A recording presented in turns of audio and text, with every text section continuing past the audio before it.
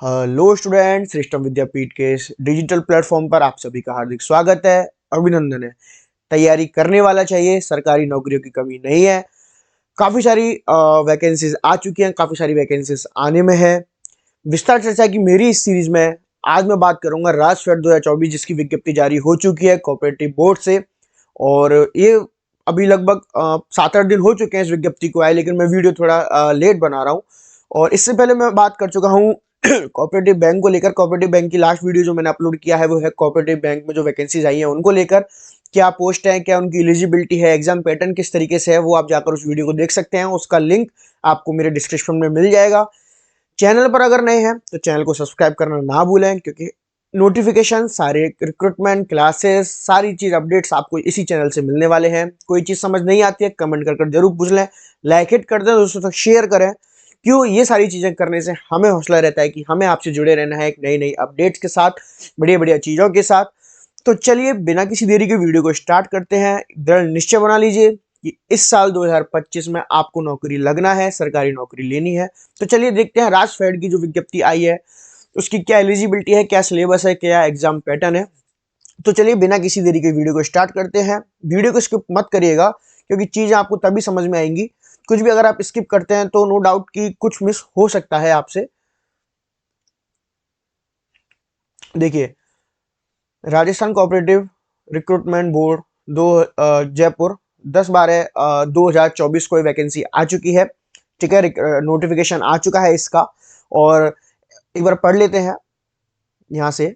Examination for recruitment to various post in the Rajasthan state cooperative marketing federation limited Jaipur, Rajfed के लिए vacancy आई है। किसके लिए? ठीक है, Rajasthan state cooperative marketing federation limited Jaipur में। ओके, एक बार देखते हैं कि इसमें आपको पोस्ट कौन कौन सी दी हुई है। थोड़ा जूम कर दिया है ताकि आप और अच्छे से विजिबल हो सके। ओके, टोटल जो पोस्ट है वो 49 पोस्ट है। ओके, जिसके अंदर टेक्निकल पोस्ट भी है और नॉन टेक्निकल पोस्ट भी है, दोनों तरीके के रहे पोस्ट है इसमें। अकाउंट ऑफिसर के लिए है, एनिमल न्यूट्रिशन ऑफिसर के लिए है, प्रोग्रामर के लिए भी है, असिस्टेंट। देखिए मैं बताता चलता हूँ, अकाउंट ऑफिसर के लिए जो पोस्ट है वो 2 है, अकाउंट न्यूट्रिशन ऑफिसर के लिए जो पोस्ट है वो 1 है, प्रोग्रामर के लिए 1 पोस्ट है, असिस्टेंट मैनेजर के लिए 4 पोस्ट है, असिस्टेंट मैनेजर क्वालिटी कंट्रोल के लिए 11 पोस्ट है, जूनियर अकाउंटेंट के लिए 11 पोस्ट है, जूनियर असिस्टेंट के लिए 12, ऑपरेटर के लिए 13 पोस्ट है, फिटर के लिए 2 पोस्ट है, और इन्फॉर्मेशन असिस्टेंट सूचना सहायक के लिए 2 पोस्ट है। तो ये अपनी टेक्निकल पोस्ट है। 3 टोटल इसमें टेक्निकल पोस्ट है, जिसमें 1 प्रोग्रामर की है और 2 सूचना सहायक के इन्फॉर्मेशन असिस्टेंट के लिए है। बाकी सारा जो जितनी भी पोस्ट है नॉन टेक्निकल के लिए है। इसी वीडियो में बात करेंगे कि इनकी क्या क्या एलिजिबिलिटी है, क्या क्या इनका सिलेबस रहने वाला है, एग्जाम फॉर्म कब से स्टार्ट होने वाला है, सारा कुछ इसी वीडियो में हम जान लेंगे आज। सब्सक्राइब करना ना भूलें, टेलीग्राम चैनल जरूर ज्वाइन करना है, क्योंकि आप वहां पर जाकर सारी पीडीएफ नोट्स अपडेट सारे वहीं से आपको मिलने वाले हैं। और क्विज जो सेशन जो चल रहा है वहां पर, वहां जाकर अपनी तैयारी चेक कर सकते हैं।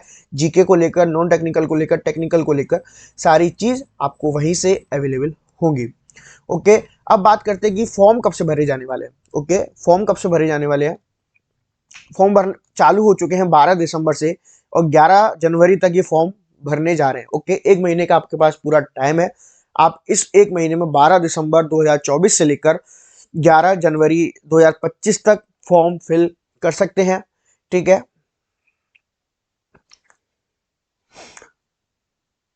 तैयारी में जुट जाइए, लग जाइए, क्योंकि वैकेंसीज काफी सारी आ चुकी है। ठीक है, इस बार बहाना नहीं है कि पेपर आपके टाइम से हो जाएंगे, एग्जाम्स जो गवर्नमेंट निकाल रही है टाइम से हो जाएंगे, रिजल्ट्स की गारंटी नहीं है लेकिन एग्जाम आपके टाइम से हो जाएंगे, नो डाउट।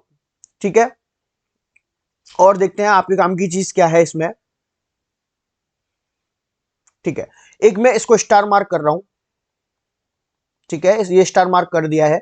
एक candidate willing to apply for more than 1 post. ठीक है, अगर आपको एक से ज्यादा पोस्ट के लिए अप्लाई करना है, आप चाहते हैं कि मैं प्रोग्रामर के लिए भी अप्लाई कर दूं, जूनियर अकाउंटेंट के लिए भी अप्लाई कर दूं, यानी कि जिन जिन में आप एलिजिबल हैं, ठीक है, जिन जिन पोस्ट के लिए आप एलिजिबल हैं, आप उनमें अगर अप्लाई करना चाहते हैं तो आप अप्लाई कर सकते हैं। ठीक है, जिसके लिए आपकी सेपरेट फीस लगने वाली है। ओके, जिसके लिए आपकी सेपरेट फीस लगने वाली है।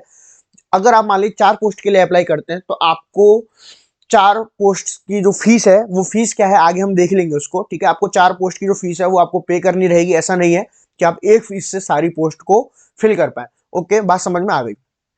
सेपरेट एक, इधर भी एक स्टार मार्क कर दे रहा हूं, separate online examination will be conduct for recruitment to each of the 10 categories post, ठीक है। सभी के लिए कोई सेपरेट एग्जाम होगा, ऐसा नहीं है कि एक ही एग्जाम से आप सारे कर पाएंगे। ओके, सभी के लिए ऑनलाइन एग्जाम, सबसे बड़ी बात कि ये जो एग्जाम है वो ऑनलाइन रहने वाली है, ठीक है। एग्जाम कैसे रहने वाली है,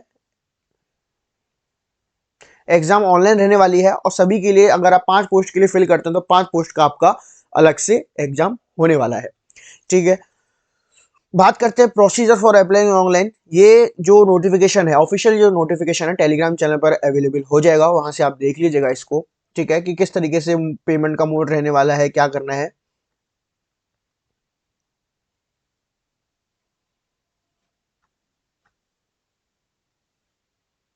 ओके, बात आती है एग्जाम फीस को लेकर।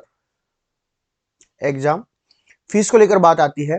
एग्जाम फीस देखिए, सारी जो पोस्ट है, ठीक है, 10 पोस्ट है ये, इसकी में जो जनरल कैटेगरी है, यानी कि आप अपनी कैटेगरी देख लीजिएगा, 2 तरीके की फीस है, 1000 और 500, ठीक है। अगर आप मान लीजिए 3 पोस्ट के लिए फॉर्म भरते हैं तो आपको 1000 तीनों पोस्ट के अकॉर्डिंग भरना रहेगा, या अगर 500 रुपए वाली कैटेगरी में आ रहे हैं जहां आपको 500 रुपए भरने हैं, वहां आपको 1500 रुपए 3 पोस्ट के लिए देने रहेंगे। ओके, बाकी एडमिट कार्ड वगैरह सारा आपको मिल जाएगा ऑनलाइन, ठीक है। दूसरी बात है टाइम प्लेस ऑफ एग्जामिनेशन, ठीक है। Online examination will be conduct entirely during the month of February March. Okay, cooperative bank का जो एग्जाम होने वाला है वो भी फरवरी मार्च में है, और ये जो एग्जाम है राजफेड का, ये भी फरवरी मार्च में होने वाला है। Okay, the examination will be conduct online Venus across different center in Rajasthan for the post. Okay. The tentative list exam center exam is available at okay. No request change for exams. Okay, चलिए, ये आपके काम का इतना नहीं है। Okay, सभी के लिए सेपरेट एग्जाम लगने वाला है, ये बात हमने देख ली। आइए अब बात कर लेते हैं मेन डिस्कशन सिलेबस को लेकर। ओके, किस चीज को लेकर, सिलेबस को लेकर हम बात कर लेते हैं। इसमें क्वालिफिकेशन भी आपको, ठीक है, क्वालिफिकेशन भी है और सिलेबस है, दोनों ही इसी चीज के अंदर है। तो चलिए बात करते हैं अब सबसे पहले अकाउंट ऑफिसर के लिए। किसके लिए बात कर रहे हैं, अकाउंट ऑफिसर के लिए। इसमें जो एलिजिबिलिटी क्राइटेरिया है वो रहेगा आपका bachelor degree in commerce from A university, ठीक है। एक बैचलर डिग्री आपको कॉमर्स से होनी चाहिए, एंड इंटरमीडिएट सीए या ICWA ये आपके पास होना चाहिए, या तो आप बैचलर डिग्री हो और साथ में इंटरमीडिएट सीए या ICWA आपके पास होना चाहिए, आप कर रहे हो, तब जाकर आपका ये जो है आप अकाउंट ऑफिसर के लिए, लेखा अधिकारी के लिए आप फॉर्म फिल कर सकते हैं। इसकी जो मेन जो सब्जेक्ट्स हैं, वो टॉपिक हैं, वो आपको मैं बता देता हूं। Accounting, costing, finance, okay, budget, taxation, ठीक है, ये सारी चीजें आपके आने वाली हैं। दूसरी बात है राजस्थान का सामान्य ज्ञान। राजस्थान के सामान्य ज्ञान के अंदर क्या आने वाला है, ठीक है, राजस्थान के इतिहास की महत्वपूर्ण घटनाएं, सामाजिक सांस्कृतिक मुद्दे, स्वतंत्र आंदोलन, जन जागरण, राजनीतिक एकीकरण, स्थापत्य कला, राजस्थान साहित्य, क्षेत्रीय बोले मेले, त्योहार, लोक संगीत, लोक नृत्य, संत एवं लोक देवता, महत्वपूर्ण पर्यटन स्थल, ये सारी चीज आपके आने वाली है। प्रमुख भौतिक विशेषताएं, भू भौतिक विभाग, राजस्थान के प्राकृतिक संसाधन, जलवायु, यानी कि कल्चर भी है, हिस्ट्री भी है और ज्योग्राफी भी है, लेकिन उनके अंदर सब टॉपिक्स क्या क्या हैं वो आप देख लीजिएगा, टेलीग्राम चैनल पर आपको अवेलेबल करा दूंगा, लिंक डिस्क्रिप्शन से आप ले लीजिएगा। वरना श्रेष्ठम विद्यापीठ DGSU करके DIGIEDU करके आपको मिल जाएगा। ओके, और लास्ट में राजस्थान की प्रशासनिक व्यवस्था एवं लोक प्रशासन। ओके, अब बात आती है एनिमल न्यूट्रिशन ऑफिसर, पशु पोषण अधिकारी के लिए। आपके पास इसमें MVSC होना चाहिए। ओके, आपके पास इसकी जो एलिजिबिलिटी है वो है, आपके पास MVSC होना चाहिए। और इसमें पार्ट ए, एक सेकेंड, हाँ, इसमें जो अकाउंट ऑफिसर के लिए था, पार्ट ए जिस 80 नंबर का होगा, पार्ट बी 20 नंबर का होने वाला है। ठीक है, पार्ट ए कौन सा है, उनकी जो उनका मेन स्ट्रीम है उससे रिलेटेड रहेगा, और पार्ट बी में आपके सामान्य ज्ञान होने वाला है। सेम इसी तरीके से एनिमल न्यूट्रिशन के लिए पार्ट ए 80 नंबर का होने वाला है, पार्ट बी 20 नंबर का होने वाला है। Commonly use terminology in animal nutrition, ठीक है, digestive system, okay, role of bacteria, classification of feeds, importance of carbohydrate. ठीक है, इस तरीके से आप देख लीजिएगा, काफी सारे इसमें है, 21 टॉपिक्स के आसपास है, जिस जो जो आपके 80 नंबर को कवर करेगा। कितने नंबर का होगा ये, 80 नंबर का। और 20 नंबर में आपके रहेगा ये सामान्य ज्ञान, जिसके अंदर आपकी हिस्ट्री है, ओके, कल्चर है और जियोग्राफी भी है। ठीक है, ये आप देख लीजिए। अब बात करते हैं जूनियर असिस्टेंट को लेकर, ओके। जूनियर असिस्टेंट को लेकर, जूनियर असिस्टेंट में क्या होना चाहिए, ग्रेजुएट होना चाहिए, डिप्लोमा होना चाहिए, कंप्यूटर RSCIT होना चाहिए और ग्रेजुएशन होना चाहिए जूनियर असिस्टेंट के लिए, ओके। इसमें आपके पार्टी में इंग्लिश आने वाली है, एक बार देख लेते हैं वापिस से। यहाँ पर वही पार्ट ए 80 नंबर का है, पार्ट बी 20 नंबर का है। इंग्लिश के जो टॉपिक्स हैं वो है कंपैरिजन, एडिटिंग, ठीक है, proof reading, rearranging of jumble sentence, narration, models, articles, paragraph, phrases, pronounce. इस तरीके से आपको काफी सारे 16 टॉपिक दिए हुए हैं जो आपके इंग्लिश के अंदर आने वाले हैं। बाकी फिर अगला है आपका numerical and reasoning ability, okay, जिसके अंदर आपके number system, percentage, average, profit loss, ratio, proportion, time and work, okay, ये सारी चीज आपके आने वाली है। अच्छा, अब रीजनिंग के अंदर क्या आने वाला है, रीजनिंग के अंदर आने वाला है, रीजनिंग भी है इसके अंदर, रीजनिंग के अंदर आने वाला है number series, letter series, coding, decoding, direction sense, blood relation, mathematical reasoning, speed, distance and time, statement, conclusion, okay. Basic computer रहेगा इसके अंदर, बेसिक कंप्यूटर के अंदर फंडामेंटल आएंगे कंप्यूटर साइंस के, ओके। हार्डवेयर सॉफ्टवेयर से रिलेटेड रहेगा, input output device, operating system, MS excel word, यानी कि पूरा MS ऑफिस इसमें कवर होगा। ठीक है, ईमेल और इंटरनेट के बारे में। बाकी हिस्ट्री के लिए वही है, वो राजस्थान जीके के लिए सेम है। इसके बाद आ जाते हैं हम ऑपरेटर केटल फील्ड के लिए, ठीक है, जिसका जो पार्ट ए 80 नंबर का, पार्ट बी 20 नंबर का होने वाला है। देख लीजिएगा कि कौन कौन से आपके टॉपिक्स हैं इसमें, ठीक है, जो भी इससे बिलोंग करते हैं।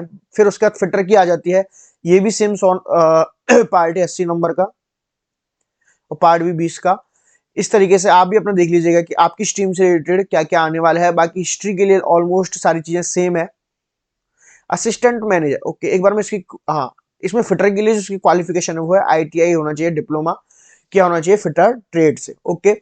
इसके बाद आ जाते हैं असिस्टेंट मैनेजर, सहायक प्रबंधक सामान्य, जिसके लिए आपको ग्रेजुएशन होना चाहिए, ग्रेजुएट होना चाहिए MBA फ्रॉम रिकॉग्नाइज यूनिवर्सिटी, ठीक है, MBA इसमें मांगा है आपसे। बाकी आप देख लीजिएगा आपकी स्ट्रीम से रिलेटेड क्या है, वही बात part A part B, okay. History Rajasthan G K part B वही सेम है, सभी के लिए सेम चल रहा है। अब बात आ जाते हैं assistant manager quality control, okay, ये भी वही 80 नंबर का, 100 नंबर, 20 नंबर का, इस तरीके से होने वाला है, आप देख लीजिएगा। कनिष्ठ लेखाकार की जो एलिजिबिलिटी है वो है जूनियर अकाउंटेंट के लिए bachelor degree in commerce, okay, commerce से बैचलर डिग्री होना चाहिए। आप भर सकते हैं इसको, फॉर्म को फिल कर सकते हैं। बात आती है प्रोग्रामर की, ठीक है, हमारे टेक्निकल स्टूडेंट जो है वो ध्यान दें थोड़ा। आपका भी ये 2 पार्ट में होने वाला है, पार्ट ए 80 नंबर, पार्ट बी 20 नंबर का, ओके। प्रोग्रामर क्या एलिजिबिलिटी है, आपके पास बीटेक BE हो, बीटेक हो, MSc हो, किसमें, इंफॉर्मेशन टेक्नोलॉजी में, कंप्यूटर साइंस में, MCA हो, ठीक है। दूसरा आपके पास MTech हो, ओके, MTech होना चाहिए इंफॉर्मेशन टेक्नोलॉजी में, कंप्यूटर साइंस में, ओके, और इलेक्ट्रॉनिक एंड कम्युनिकेशन में भी, okay okay okay okay okay. तो ये सारी चीजें आपको होनी चाहिए। और बाकी इसमें पार्ट भी वही है आपका जीके का, लेकिन हम एक बार पार्ट ए को लेकर डिस्कशन कर लेते हैं, जहां बात रहेगी आपको डेटाबेस मैनेजमेंट सिस्टम पढ़ना है, डेटाबेस डिजाइन पढ़ना है, SQL पढ़ना है, RDBMS पढ़ना है, डेटा कम्युनिकेशन कंप्यूटर नेटवर्क पढ़ना है, सिस्टम एनालिस्ट पढ़ना है, सिस्टम डिजाइन पढ़ना है, सिस्टम डेवलपमेंट पढ़ना है। ये वही है, ऑलमोस्ट वही सिलेबस है जो आपके आरपीएससी प्रोग्रामर के लिए आया था, ठीक है, उस चीज को आप देख लीजिएगा।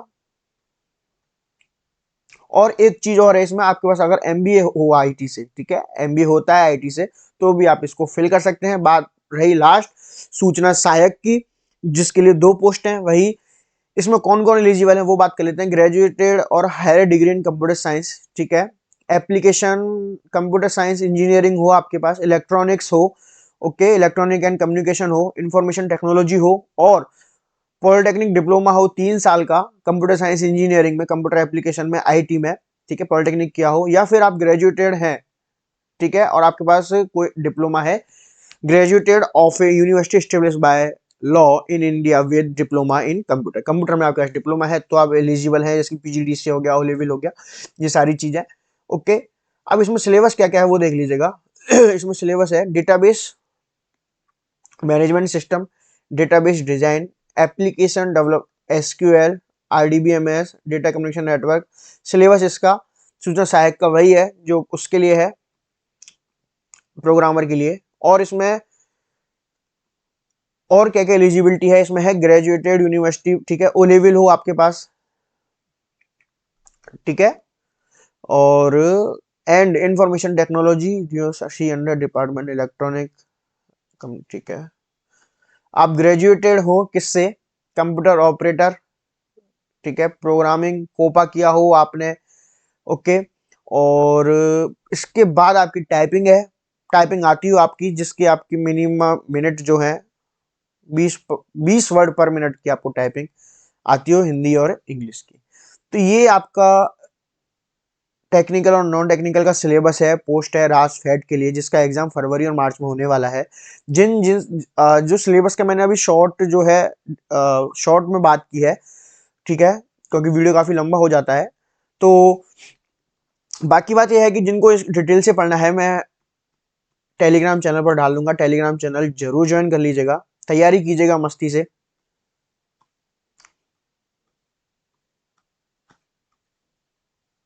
ठीक है, तैयारी करिए मस्ती से, पढ़िएगा, अच्छे से तैयारी करिए, फरवरी मार्च में पेपर है, मौके काफी सारे आ रहे हैं, बस आपको जुनून रखकर एक जुनून के साथ पढ़ाई करनी है, ठीक है। अगला जो वीडियो होने वाला है वो भी काफी इंटरेस्टिंग होने वाला है, और मोस्ट प्रोबेबली शायद मैं कॉपरेटिव बैंक का सिलेबस को डिस्कस करूंगा। तो चलिए अभी के लिए विदा लेते हैं। कुछ अगर आपके डाउट्स हैं तो उन डाउट्स को आप कमेंट कर कर जरूर पूछ लीजिएगा। चलिए फिर विदा लेते हैं, मिलेंगे एक नेक्स्ट वीडियो के साथ, और बहुत जल्दी आपके कंप्यूटर को, जो कंप्यूटर के ऑल इंडिया जो एग्जाम्स हुए हैं कंप्यूटर और जीके के, ठीक है, पिछले 10 साल के, उन सारी के टेस्ट सीरीज में लेकर आ रहा हूँ यूट्यूब पर, जहां हम बात करेंगे डिटेल सॉल्यूशन के साथ। तो चैनल को सब्सक्राइब करना ना भूलें, मेरे साथ जुड़ जाएं, क्योंकि 2025 आपको नौकरी दिलाने का वादा मेरा है, बस आप मेरे साथ बदस्तूर बने रहिए। Thank you so much.